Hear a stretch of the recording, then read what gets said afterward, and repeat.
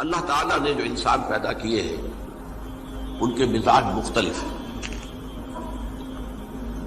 ان میں کچھ لوگ ہوتے ہیں جو قوی ہوتے ہیں ارادے کے، جو فیصلہ کر لیا ڈٹ گئے. کچھ لوگوں میں وہ قوت ارادی اتنی مضبوط نہیں ہوتی، وہ ادھر ادھر سوچتے رہتے ہیں. کچھ لوگ جسمانی طور پر بہت توانا ہوتے ہیں، کچھ لوگ جسمانی طور پر پیدائشی طور پر کمزور ہوتے ہیں. تو اگر کوئی قوت ارادی کمزور رکھنے والا شخص ہے، وہ بھی تو اللہ کی تخلیق ہے، اللہ کا بندہ ہے. خطاؤں کا ظہور ہو جاتا ہے، توبہ کرتا ہے، پھر کچھ عرصے کے بعد پھر خطا کا ظہور ہو جاتا ہے، پھر توبہ کرتا ہے. تو ہم تو یہ سمجھیں گے کہ ایک حد کے بعد پھر اس کی توبہ قبول نہیں ہونی چاہیے. لیکن حدیث سنیے. وعن ابی ہریرہ رضی اللہ تعالی عنہ قال قال رسول اللہ صلی اللہ علیہ وسلم ان عبدا اذنب ذنبا، یقیناً ایک بندہ جو ہے وہ ایک گناہ کرتا ہے. فقال، پھر وہ کہتا ہے رب، اے میرے پروردگار، اذنبت فاغفر لی، مجھ سے گناہ ہو گیا ہے، مجھے معاف فرما دے. فقال ربہ، تو پروردگار یہ کہتا ہے اعلم عبدی ان لہ ربا یغفر الذنب ویأخذ بہ، میرا یہ بندہ یہ جانتا ہے کہ اس کا ایک رب ہے جو گناہ معاف بھی کر سکتا ہے اور سزا دے بھی سکتا ہے. کیا معنی ہوئے؟ گناہ اس نے کیا ہے لیکن جانتا ہے اللہ کو کہ وہ معاف بھی فرما سکتا ہے، تبھی تو وہ اللہ سے معافی کی درخواست کر رہا ہے. اس کے اس جاننے کی بنیاد پر، اس کے اس علم کی بنیاد پر، اس کے اس ایمان کی بنیاد پر فرمایا غفرت لعبدی، میں نے اپنے بندے کو معاف کر دیا. ثم مکث ما شاء اللہ، پھر وقت گزرا جتنا کہ اللہ نے چاہا. ثم اذنب ذنبا، پھر اس سے گناہ ہو گیا. فقال رب اذنبت ذنبا فاغفر، پھر کہتا ہے پروردگار مجھ سے گناہ ہو گیا، پھر مجھے معاف فرما دے. فقال ربہ، اللہ فرماتا ہے عالم عبدی ان لہ ربا یغفر الذنب ویأخذ بہ، میرا بندہ ہے نا جو جانتا ہے کہ اس کا ایک رب ہے، ایمان باللہ اس کے اندر ہے، تبھی تو پکار رہا ہے. اور یہ بھی جانتا ہے کہ وہ گناہ معاف بھی کر سکتا ہے اور چاہے تو پکڑ بھی سکتا ہے، سزا بھی دے سکتا ہے.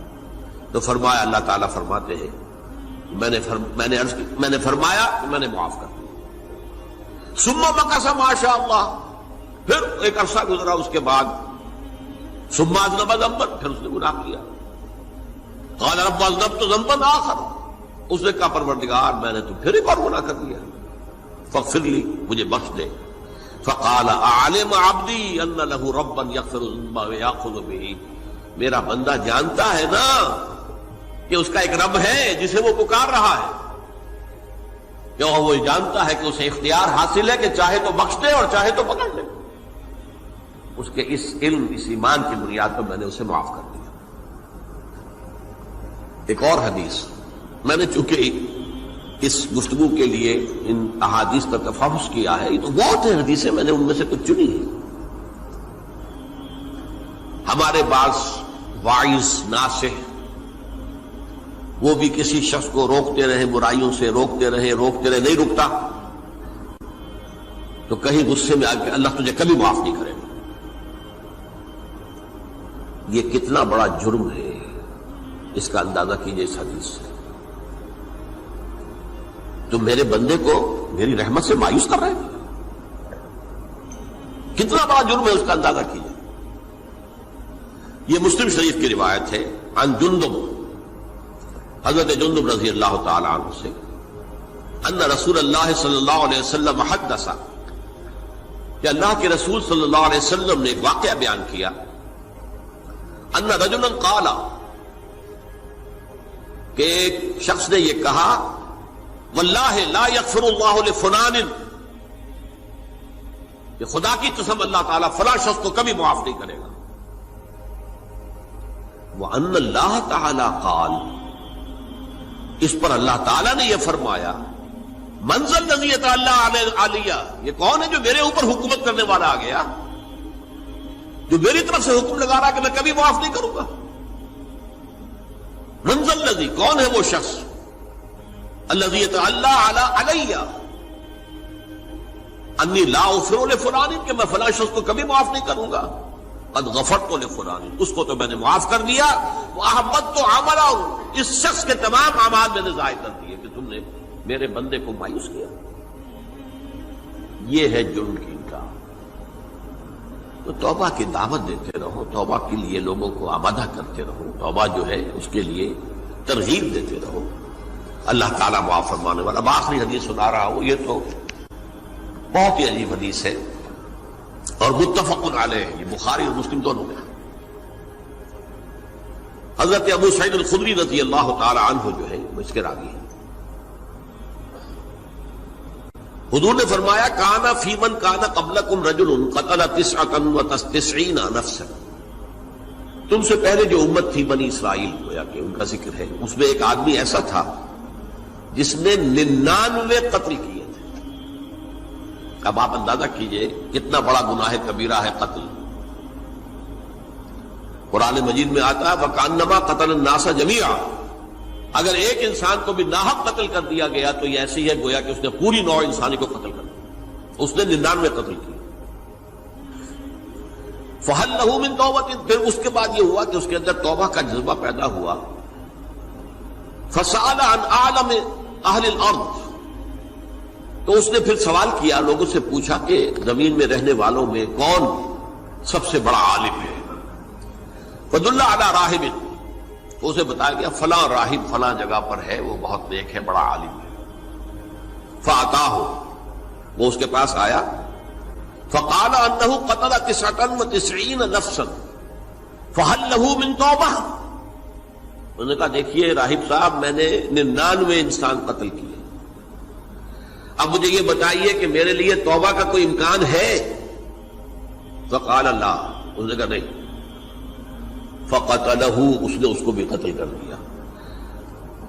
فَكَمَّلَ بِهِ 100، اپنی سینچری مکمل کر لی، مطلب 99 کے بعد ایک کی کسر تھی، اس کو بھی قتل کیا، 100 پورے کر لیا۔ ثُمَّ سَأَلَ عَنْ عَالِمِ أَهْلِ الْأَرْضِ، پھر اس نے پوچھا کوئی اور، کوئی بڑے عالم انسان ہو۔ فَدُلَّ عَلَى رَجُلٍ عَالِمٍ، پھر اس کی رہنمائی کی گئی ایک بڑے عالم شخص کی طرف۔ فَقَالَ إِنَّهُ قَتَلَ 100 نَفْسٍ، تو اس نے وہاں جا کر کہا کہ میں 100 انسان ہلاک کر چکا ہوں، قتل کر چکا ہوں۔ فَهَلْ لَهُ مِن تَوْبَةٍ، میرے لیے توبہ کا کوئی امکان ہے؟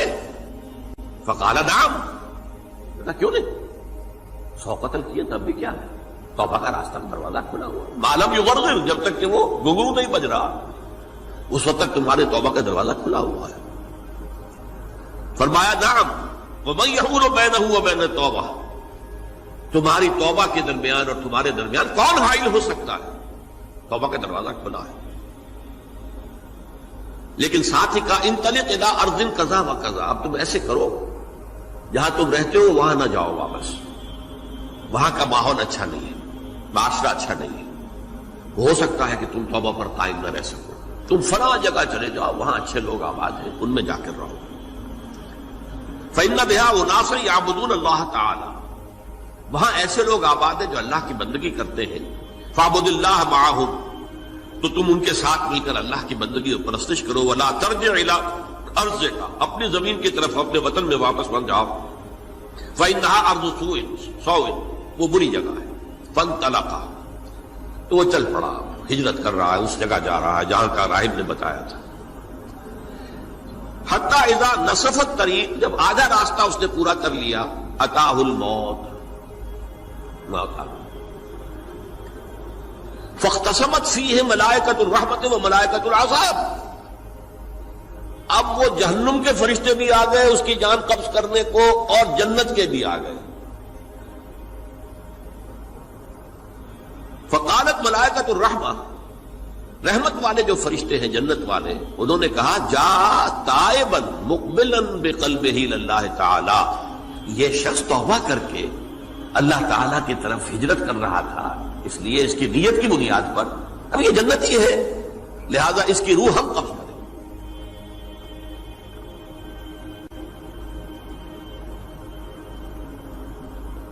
وقالت الملائکۃ العذاب، اور وہ جو عذاب والے فرشتے ہیں وہ کہیں گے انہ لم یعمل خیرا قط، تو نے توبہ کے بعد کوئی نیک عمل تو کیا ہی نہیں، تو کس بنیاد پر اس کو تم جنت میں لے جاؤ گے؟ اس کو تو دوزخ میں جانا چاہیے۔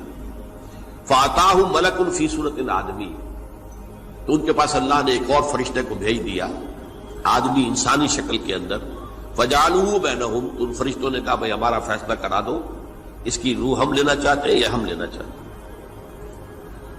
انہیں حکم بنا دیا۔ فقال قیسوا ما بین الارضین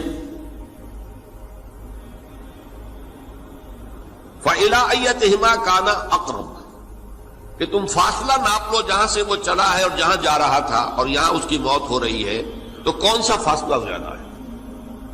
جب ناپا گیا، بلکہ ایک حدیث میں آتا ہے کہ اس پر اللہ نے زمین کو جو ہے حکم دے دیا، ایک طرف والی زمین تو سکڑ جا، دوسری والی جو ہے تو پھیل جا، تاکہ وہ جو جدھر جو جا رہا تھا وہ زیادہ قریب ہو جائے بنسبت اس کے کہ جہاں سے وہ چلا تھا۔ تو اس فیصلے پر پھر جو فرشتے تھے جو کہ رحمت کے فرشتے تھے وہ اس بندے کو لے گئے جنت کے اندر۔ یہ ہے توبہ کی عظمت اور اس کی تاثیر۔ وائس ٹی وی کو سبسکرائب کرنا مت بھولیں، لائک کریں، شیئر کریں اور کمنٹ سیکشن میں اپنی رائے کا اظہار ضرور کریں۔